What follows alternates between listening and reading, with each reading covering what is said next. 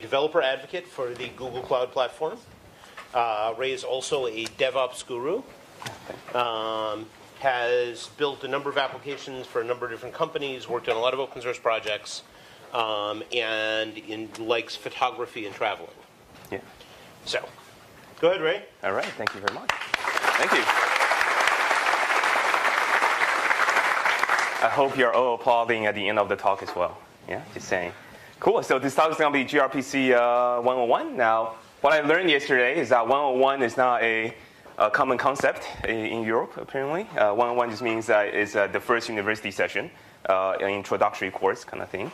And my name is Ray. I'm a developer advocate for the Google Cloud Platform. And if you have any questions about today's talk, please contact me at Twitter, on Twitter, at Satanism. That is my Twitter handle. If you don't like the talk, please contact me on Google+, because I don't think you will be using it. So, just kidding. No, I hope you do. No, I'm just kidding. If you have any good or bad, just let me know on Twitter. All right. Aside from developing applications, being a developer for a long time, and did a few architecture-related work, project management and all that, but my other passion is definitely just traveling and photography. So if you want to see some of the places I've been to, check out my Flickr, also under the nickname Satanism as well. Now, I have a lot to talk about today, so I'm going to breeze through some of the introductory stuff and then jump into some of the code to show you exactly how this works. And the reason I wanted to do this talk as well, which I constructed, is because there's a trend of microservices, right? I'm not going to go into any of the theories or whatever, like what you should be doing it, what you should be doing it. But if you do want to, say, create a microservices application, or if you do want to develop any sorts of distributed systems, one of the things that you're going to realize really, really quickly is that we're going to be breaking down like a single application, potentially, that we traditionally do, into multiple ones. And there are consequences for doing this. So you need to know why you need to be doing this in the first place, right? And also the consequences are potentially you need more DevOps, you need more ways to manage and being able to deploy and monitor these different individual instances of your application or your services. You need to provision for them and such. But there are a lot of worries. But there's one thing that people often miss is how do you communicate between the two services, right? How do you actually do that? And I think today, most of the times, we kind of fall back to, well, let's use REST, right? It's JSON over HTTP. It's well known, and that's kind of the default choice today. But be careful, though, just because, remember, 10 plus years ago, where some other technology was the default choice, and you also have consequences for those as well. So I want to show you something new, hopefully something you'll like today as well. But then you may be saying, RPC, that sounds a little familiar, no? RPC's been around for a long time. I don't know, anyone here used Corbot before? Anyone? Yeah? You loved it, I think. So just for the research for my talk, I've done this a long time ago. But I found this great tutorial. It's a really good tutorial on how to use Corbot. Let me just make sure you can see this. Right? First off, with most of the RPC frameworks, you're going to start off with the IDL, interface definition language. This is so that you have something intermediate that's language agnostic, but then you can use this interface definition language to generate code for many other languages, right? So that's pretty straightforward. We have, in this example, there's an app. You do addition for 2 integers, okay? Just 2 longs. Just keep that in your mind, just 2 longs. Okay? And then you generate the code. This is a tutorial for Corbot, right? You generate code, you have the stub, and then you implement the operation, right? That's pretty straightforward, too. Yeah, not bad. It's just one method. And then what got me is when you are to implement the server. And and just to add 2 integers together, this is what you have to go through to start the server, which I just got completely lost. All right, and then if you scroll down a little bit more, this is a great tutorial. If I ever need to do Corbot again, this is the tutorial I will look. And then this is what I need to do to generate the client or to use the client. And again, there are a number of things here that I don't understand. For example, narrow anymore, and naming context and all that stuff. So that was the state of art for RPC. No wonder, I guess, nobody really think about RPC anymore. And then there's DCOM, there's RMI, which is great for Java developers. But the problem is, well, first of all, you can create Java code, right? You can write interface, you can write implementations, you can expose them as a remote, service, and then you can just invoke it. It's really nice. It's really easy to do. However, it is not so interoperable, right? Even though it's so easy to use, you can't really interop between different platforms, different languages. And then somebody had an idea of, well, wait a second, why don't we just use XML for the interchange, right? For the messaging format, it's machine readable and it's human readable, kind of as well. And then we have this thing called SOAP, which we can do both styles of remote codes. We can do document style codes. You can do RPC style codes as well. Regardless, well, we came a long way, right? And now today, the state of art is JSON over HTTP or RESTful services in most cases. But why would you even consider RPC after what I went through in the past couple of minutes? Well, think about this. First of all, RPC is hopefully, or definitely, going to be a little bit more efficient than, say, JSON over HTTP. Why? Because in most cases, they are going to be binary. They're binary protocols, right? So I remember years ago, people are saying, well, SOAP is too slow, XML is too slow. Well, guess what? Anything with text is going to be too slow for you. So that's why RPC still has a place in the world, because they are mostly just going to be binary messaging. They are strongly typed because you define everything through the IDL. It's strongly typed across multiple languages, unless if you use something else that you cannot do typing. I don't know want to mention which one. And then think about this. For the RESTful services, most of the times you operate on a resource. And you are limited to kind of the semantics of the HTTP verbs, which are the get, the put, the patch, right, the delete. They're mostly CRUD operations. Now, if you want to implement some more complicated business processes in a remote procedural call, for example, or via JSON over HTTP, right, how would you actually do it? Suppose you need to transfer money between two accounts, right? What is the right verb to use for that? How do you actually implement a RESTful service for that? In RPC, you can simply define an operation that says transfer, and then take in two parameters, and that will define the service. So RPC can, in my mind, can only be great. It was great, but it can be better and be great and being used today only if it's simple to use and interoperable between different languages. And that is where gRPC comes from. Now, at Google, we actually use an internal framework called Stubby. Stubby is our internal RPC framework. It's used for just about everything for remote procedural calls. And we handle about 10 to the 10 RPC calls per second with Stubby. It was made to be very, very efficient. Now, just imagine if we need to make that 10 to the 10 number of calls with REST or anything else. It may not be as efficient, right? Not only that, if it just takes 1 byte bigger in the message size than is necessary, we're looking at 10 to the 10 more bytes that we have to transfer across the wire, right, across the data centers. And what happened is that Google wanted to open source Stubby, and another company called Square was trying to make the next generation of their RPC framework as well. So I think what happened is that, what I heard is, what happened is when they joined forces and they said, well, why don't we just open source this Stubby thing altogether and call it gRPC? And that's where gRPC came from. It's actually coming from the best practices of both companies in a way. Now, the gRPC is fully open source. The G in gRPC does not stand for any companies I know of. It is a recursive acronym. It's gRPC Remote Procedural Call Framework. Okay, it is simple to use, which hopefully you'll agree. It generates idiomatic bindings for the languages. It is definitely performant and scalable, as we saw, in the past slide, and it's interoperable and extensible. The underlying technology that's being used are also open source, or they are standards. For example, for the IDL, it uses protobuffer 3, which is another open source project from Google. And the payloads are all binary, and they are, of course, protobuffer 3 payloads as well, which is made into efficient binary payloads. The underlying transport between services is using HTTP 2 rather than HTTP 1. Now, why is that important? Well, HTTP 2 is also a binary protocol. So, number one, what happens is then you don't spend a lot of bytes on just describing the verbs, right? The get, the put, the patch, whatever. the headers are being compressed for you. Okay, in HTTP2, header compression is there. So rather than spending, again, a lot of bytes just to specify all of your headers, they're all going to be compressed for you as well via the algorithm called HPAC. The strings are multiplexed. So in HTTP1, what happens when you need multiple connections or strings? Well, you open multiple connections or you do pipelining and such. Well, in HTTP2, the multiplexing is default in the transport. So you can multiplex multiple streams, so you don't have to open up multiple connections. And I said the word string.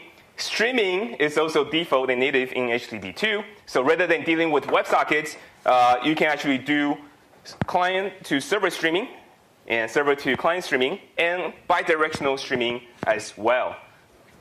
And that's all built into HTTP2. Okay? And just to show you what that feels like to be on a binary protocol, here is a demo page. Okay, so if I have internet here, so that's HTTP1, which is loading 200 small images, and that's HTTP2. But here is I guess FOSDEM is really fast here. Yeah, but yeah, there you go. So on average, you can definitely see HTTP2 is going to be much faster. Now, another really neat thing is the server can actually push data to the client before the client even asks for it. Now, that's really cool. Just imagine you're in a situation where, well, the client requests like index HTML, and you know for a fact that they need like a CSS and all these other things. Well, guess what? You can just push it to the client before they even ask for. Okay. Now, it is a binary protocol, so of course we expect it to be faster. So this is a comparison that they have posted on a public blog, actually, on the throughput comparison. And with the same machines, you can see that obviously you can get more throughput. But what is more interesting to me, though, is the throughput per CPU. Okay, and that's important because we're quickly moving into what people call a cloud-native world, and that doesn't necessarily mean you run on the cloud. But what that means is you want to be as efficient and nimble as possible for your services. And with gRPC, you can process more with less CPU. Now, what that also entails is that if you do run this on a mobile devices or smaller devices or IoT devices, well, it's going to be more efficient as well. Supposedly, hopefully also use less battery for the same amount of data that you're trying to transfer. Now, I want you to focus on the languages that the gRPC can support. A number of them. My favorite is Java here. But I want to focus you on 3, which is Objective-C, C#, and Java.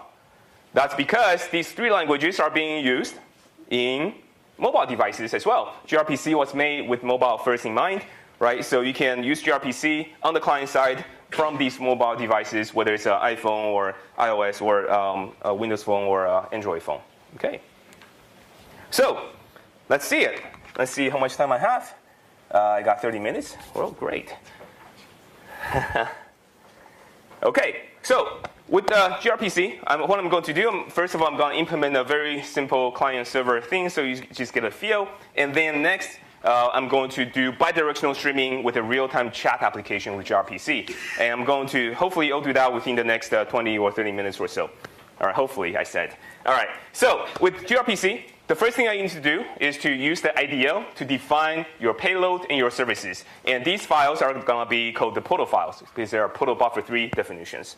And to make sure we're using protobuffer3, we need to first say syntax is proto3.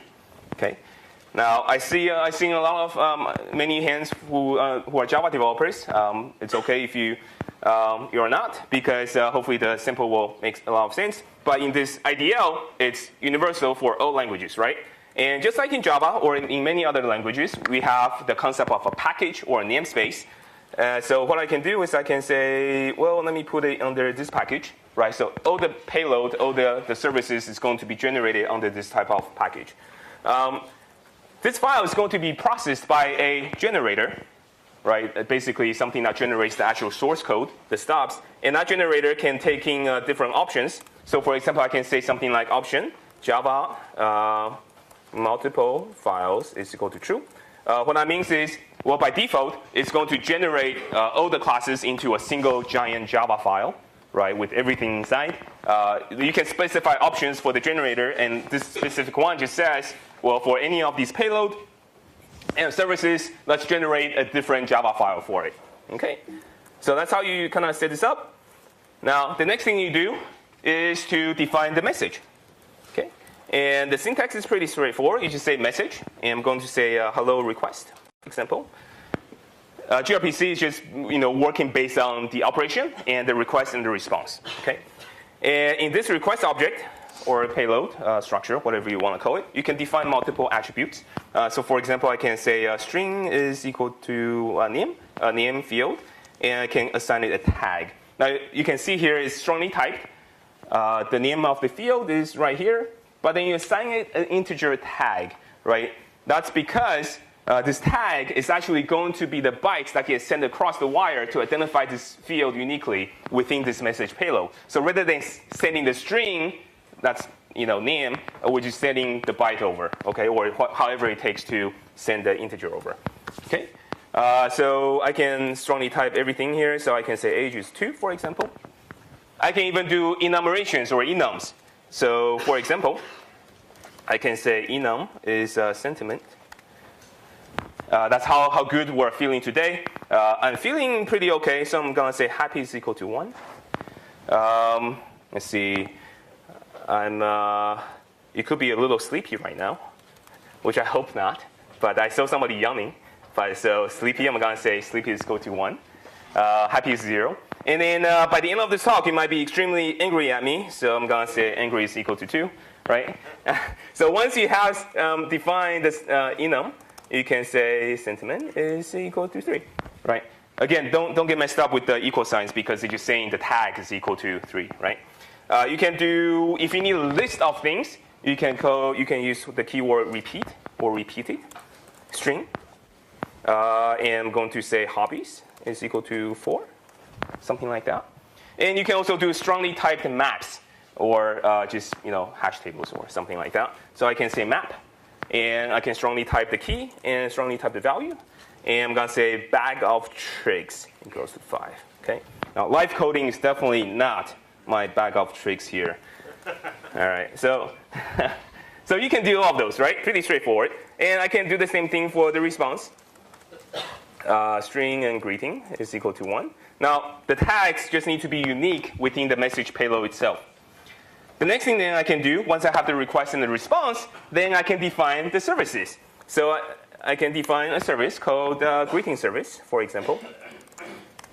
And here I can define the operations, the RPC calls itself. So here I'm going to say greeting, and I'm going to taking a hello request.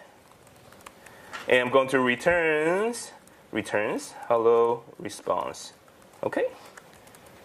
And that's it. That's all I need to do to define this interface. Now, in gRPC, you can do streaming as well. You can do bidirectional streaming, client side to server, server to client.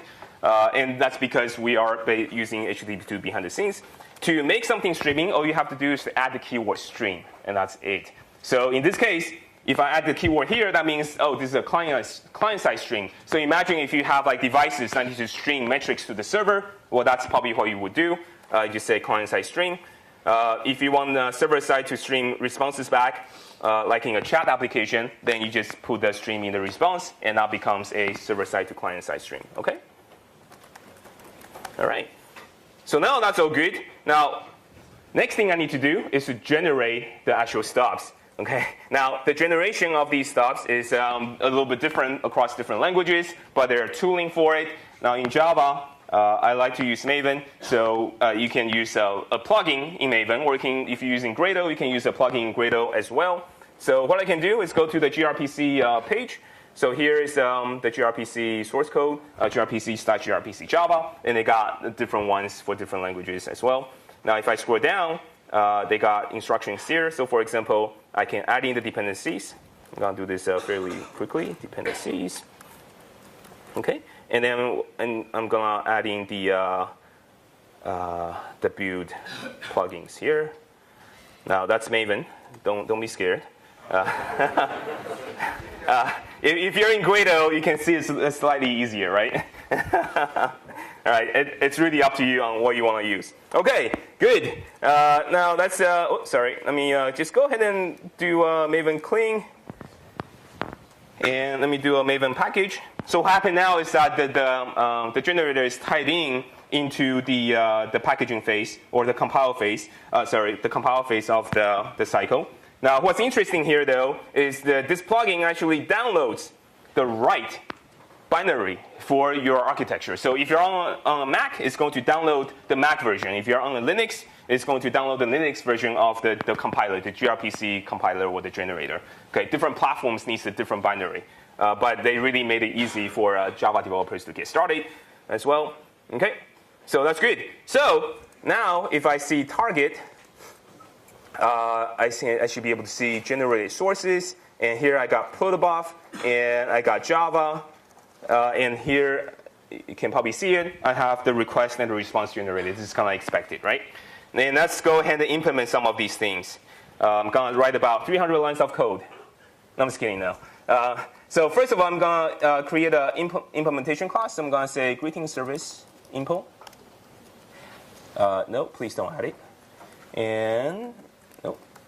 How do you zoom in here? There we go. OK. So in this class, what I want to do is to extend, for example, the stubs. And you're probably going to be doing this for most of the languages as well. So I'm going to say extend the info base.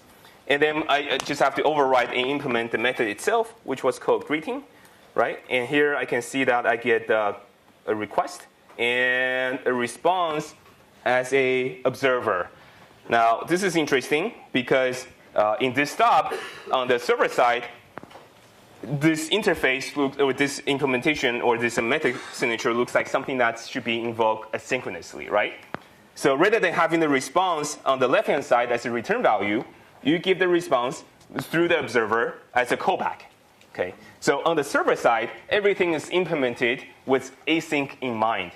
Okay? Now, the client gets to choose whether they want to invoke this asynchronously or synchronously. But on the server side, to handle all of the cases, it's implemented as async by default. Okay. So here I can do something like I'm going to print out the request, for example. I can do that. I can create a response, hello response. Now in Java, in gRPC implementation, they love to use the builder pattern. So everything is done via a builder. So what that means is I can get a new builder. I can set the greeting field, for example. And I'm going to say hello plus request dot get name. There you go. And I'm going to build this. And I'm going to assign this to a local variable called response. And then what I can do is to return this to the client. Guess what? I use the observer. So this is called the response observer. And here we have three methods. We got unnext, completed, and onArrow. Okay. What that means is if you do catch an exception, you throw it back via onArrow if you want it to be sent to the client. If you need to send data to the client, you call unnext. Now, even though this is a unary call, meaning the client is only expecting one response, you can actually call unnext multiple times, which is not good, right? If you do it, it's going to give you a runtime exception. But that's the way that this interface works. Now, are we done? So I say, hey, go and send this response to the client. Now, here's the tricky part. You have to call uncompleted as well, so you can close the string. Otherwise, the client will be hung, and it will be waiting for the next thing forever, or until the connection times out, or until you call uncompleted for it to move on. Okay? All right. So far, so good? All right. So now, let's go ahead and implement the server to start this. To start the server is extremely easy.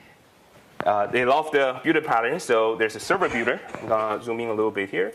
I'm going to say server builder.fullport. I'm going to listen on port 8080. And then I can go ahead and register the service that I just created. Basically, you can just give it the new instance of that implementation and build. And assign this to a variable called server, and you're done. Okay? And once you have this reference, what you can do is to just go server.start. And that's going to start the gRPC server in the background thread. And so before I don't want this main thread to exit, so I'm going to say await termination. Okay. And that's it. That should be it for the server, I hope. How many people think this will work? Oh, wow, wow. Thank you, yeah. Just for the record, on the video, nobody raised their hand until I said thank you. All right, anyways, I don't want to say. So sad. All right, let's try this. It's unbelievable that this will work, and I agree with you. So let's see. No, actually, it worked.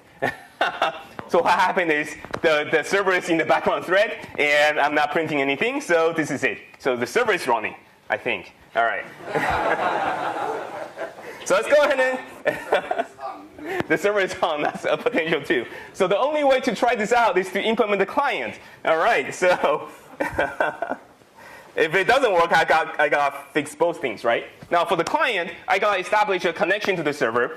Now rather than dealing with the TCP connections yourself or even the HTTP2 connections yourself, they abstract everything away and they give you this thing called a channel. So what I can do is to create a new channel, and I do that through a builder, of course. I can do for the local host, port 880, okay? And I'm going to use plain text just because I'm in the dev environment. I'm not setting up any SSL. And let's go ahead and build it, okay? And I'm going to assign this to channel. Now, this interesting part here is that, let's see here, I can do a name resolver, yeah?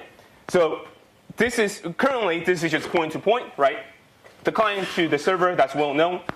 If you do need to load balance across multiple services or multiple gRPC endpoints, well, you have two facilities that can help you. One is called the name resolver, basically helping you to give a service name and identify and return a list of endpoints that the service is being served from. And on the client side, you can then set up a load balancer factory to load balance across the list of endpoints. And you can provide your own load balancing strategy, or you can use the default one, which is more like a round-robin strategy. Okay. So now once you have the channel, you can create a stop to send traffic over the channel. And to do that, I'm going to say gRPC. Greeting service info gRPC. I can say a new stop. Now here's the interesting part, right? At least in Java, when you do a new stop, you have three options. I mentioned before, the server is always implemented asynchronously, but it's up to the client to decide whether they want to block or not. So you can create a new blocking stop, which will block this call and get the return value in where you expect. You can also get a future stop, which will return you a Java feature, or you can use the synchronous stop as well. Okay. So for this example, I'm going to go ahead and just use the blocking stop. Okay, and I'm going to assign this to a variable stop. Okay, now we can actually make the call. So I can say stop.greeting. Okay, hello request. I'm going to use a new builder. Okay, and in here, what I'm going to do, I'm going to set my name to Ray. Set age 18. Yeah. Add hobby, so I can say coding, right? I can put back of tricks, coding, not live coding. Okay, something like that, right? So as you can see, it generates all the methods for you. It's all type safe. As long as you stick with it, it's going to generate the right payload for you. And then I'm going to get the response back. Now, because this is a synchronous stop, I can just get the response back. Oh, sorry, yeah, it's a blocking stop, so I can get the response back in the return value. And in the end, I'm going to go ahead and print it. Okay, I'm going to try this again. How many people think this will work? Wow, the same number of hands. Okay, I guess I have to work harder. Okay, so here I'm going to do a package and do an exact. Let's see. Let me just zoom in here. I'm going to move the response out of the view so you can't see it. I think it worked. I'm just kidding. All right, let's scroll down. Hold on a second. I'm going to scroll down. There you go. Right? So you can see that it actually connected. Well, thank you. That's too easy. That's too easy. And on the server side, you can see we also generate all the tool strings for you. So you can, if you really want to, you can print this out. So you can see all of the things I entered. Okay? So that's not so hard. That's pretty simple and straightforward for a simple service, I would say. Right? So the next thing I need to do, I think I have until 11:20, right? 11:20? 15 minutes left. Great. So in the next couple of minutes, what I'm going to do is I'm going to write a few more lines of code to basically create a real-time chat server in the chat client in Java with gRPC by using bidirectional streaming. Okay, so I'm going to close these out. If I go to chat server, most of the bootstrapping here is done because I went through the basics already. So the only thing I want to show you is the proto file. Now, in this proto file, like I mentioned, if you want a streaming service, you just put stream on the side that you want to stream. In this case, I want bidirectional streaming, so I got stream on the left and stream on the right. Okay, and it's going to generate a stub that looks like this line to implement. So I'm going to open up the service implementation here. Okay. Now, don't be scared. Again, every language is a little bit different. This is just how Java works. So it's a little bit more verbose here, but it's fine. It looks perfectly fine. Now, so a few things I want to touch on here is that all the message passing is being done through a callback interface called the stream observer. Whenever the client sends the data to the server, guess what? The server will have a stream observer that listens to onNext. When you want to send the data back to the client, we already saw, you're going to get a stream observer reference, and you're going to call onNext and send it out to the client. So in this case, since this is bidirectional streaming, so what I'm going to do is I'm going to create, basically, return a new stream observer that will have this onNext implementation that's going to be listening to the data from the client. And what I have done here is every time the client connects, I'm going to add it to a list of clients that's currently connected. And so what happens when I receive the message from the client is I need to broadcast it to all of the other clients that's currently connected as well. So for that, I can do, I have a list of observers.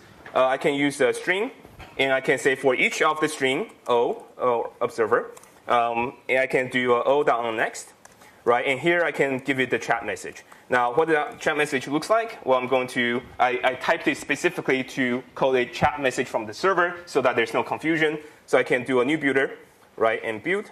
And I can assign this to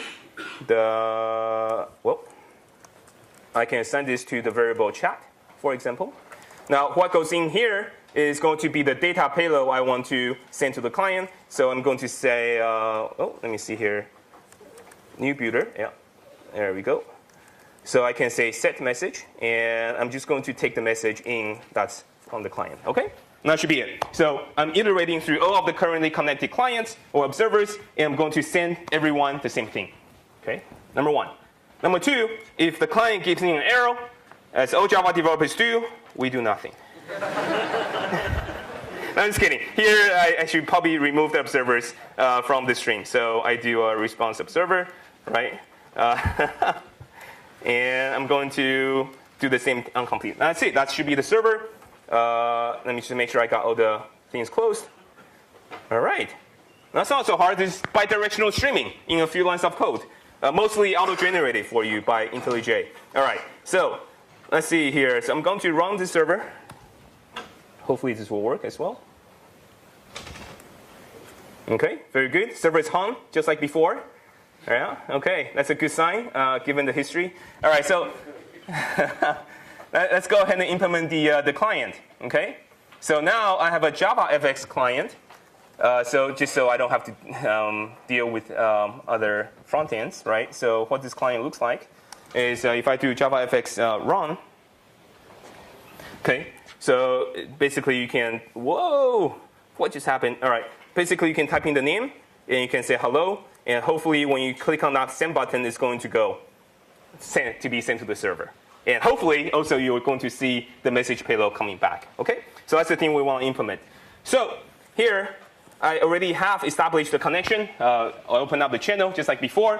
I created the stub. Now this stub is actually the async stub. So what that means is you actually get the stream observers in both ways as well.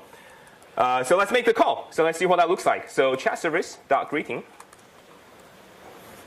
Chat, sorry. It's going to take in a stream observer, and it's going to return you a stream observer as well. Okay, so chat message stream observer. Okay, so let me just make this a little bit more sans. I'm going to say chat messages to server. Okay, so in this onNext callback will be triggered every time the server sends the message to me. Okay. So every time that the server sends message to me, guess what? I need to add the message into the view. So what I can do is I just say add. And here I can say, well, what do I need to add?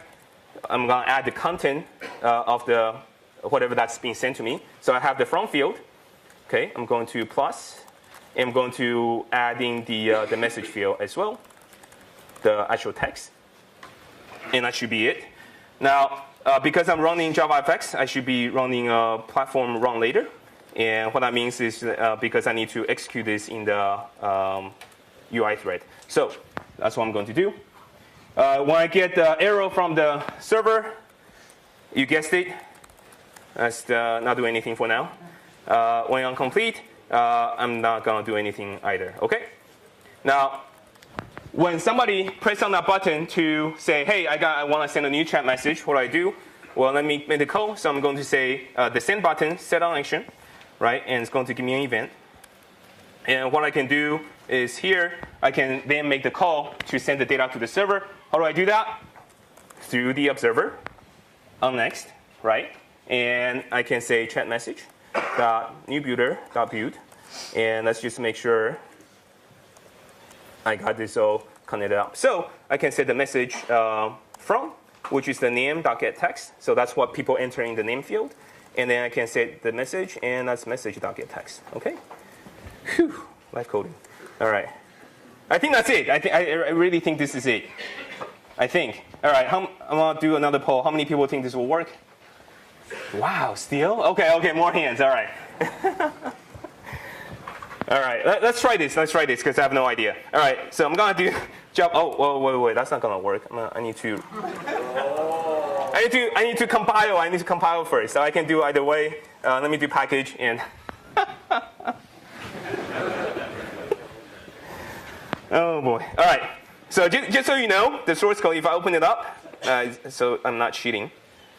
Or I'm not like running this off of another server here. Localhost is going to localhost on 409090, which is what I'm listening on.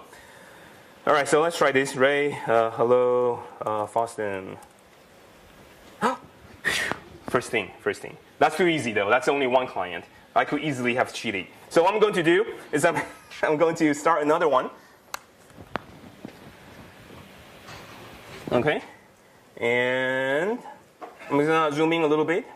Do I see familiar faces here? No, not yet. So what I'm going to do, I'm going to be my manager. I'm going to be Greg, that's my manager. I'm going to say, good job, Ray.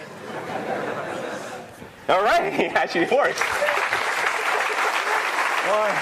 Thank you, Greg. Okay, so that's how easy you can use gRPC. Hopefully you see some of the benefits. Again, it works with multiple different platforms. Now, before I close up, let's see, I got 3 minutes. I just want to say there's a lot more than just simple request and response and streaming. Streaming is simple now. You can also set deadlines. So if you're making multiple services calls, and just imagine you're doing a distributed call to multiple services and servers, and one of them is really slow, or some of them is really slow, but you gotta return stuff to the client. Well, what can you do is you can actually set the deadline for the top level service call, and it will be propagated to all the services beneath it. So if the first call takes 1 second, right, and then the subsequent call takes 2 seconds, and your deadline is 2 seconds, currently you have a total of 3. Well, guess what? That entire stack will be canceled. And the server side will receive a cancellation notification as well, so you can close up the transaction cleanly.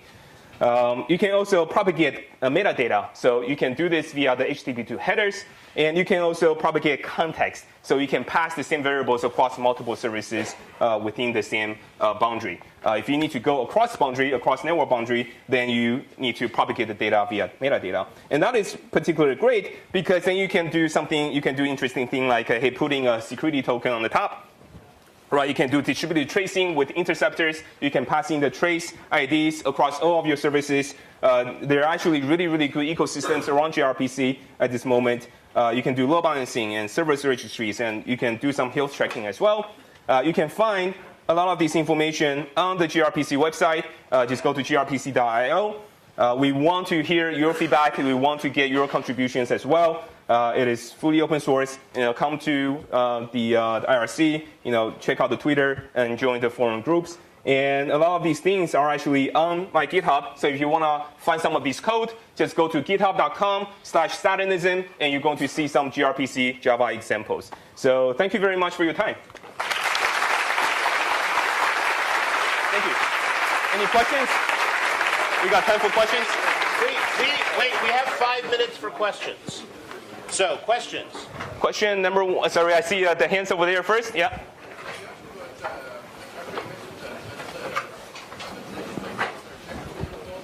I'm definitely having a really hard time to hear. Sorry. I can't hear because of the auditorium. Could you be able to speak? You'll say later? Okay, I'm so sorry.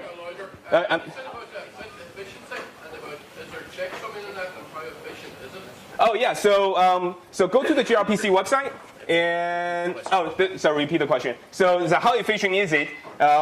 And how do you check, right? If you go to the gRPC website, there's actually a link to the gRPC performance testing suite. So you can actually see the historical performances that they do on the gRPC releases.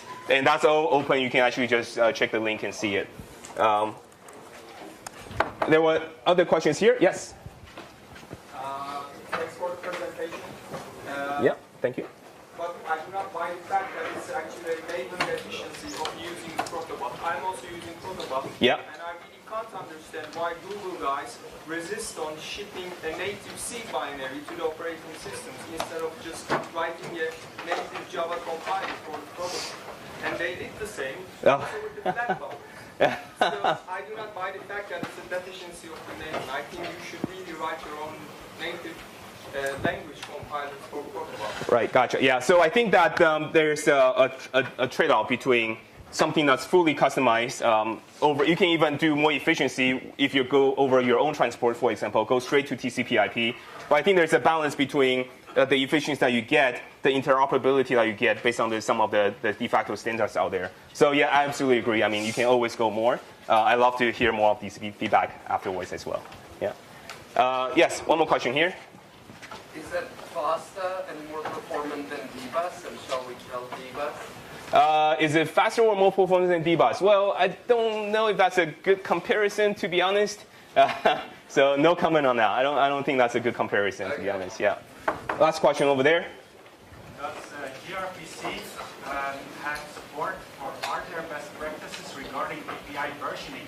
Does gRPC have some of the best practices for API versioning? So yes, actually, one thing I didn't mention is the message payloads, because it's based on polar buffer. You can actually, it's backwards compatible in most part, unless you delete one of the fields. And if you do delete some fields in the same payload, in case you do want to do it, what you want to do is, for example, you don't want to reuse the tags, right? If you use a tag that was deleted in a new field, then the client and the server is going to get really confused. What you can also do is reserve some of these tags so that they don't ever get used again in the future, right? Yeah. So I think that's all the time I have. You take one more question. One more? All right, I see over there. Yeah.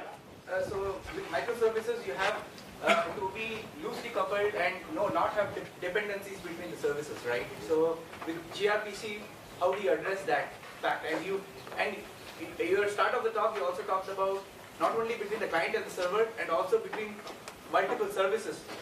Right. You have make use of this. So how do you create a loosely coupled with a strongly typed system? So how do you create a loosely coupled but strongly typed system?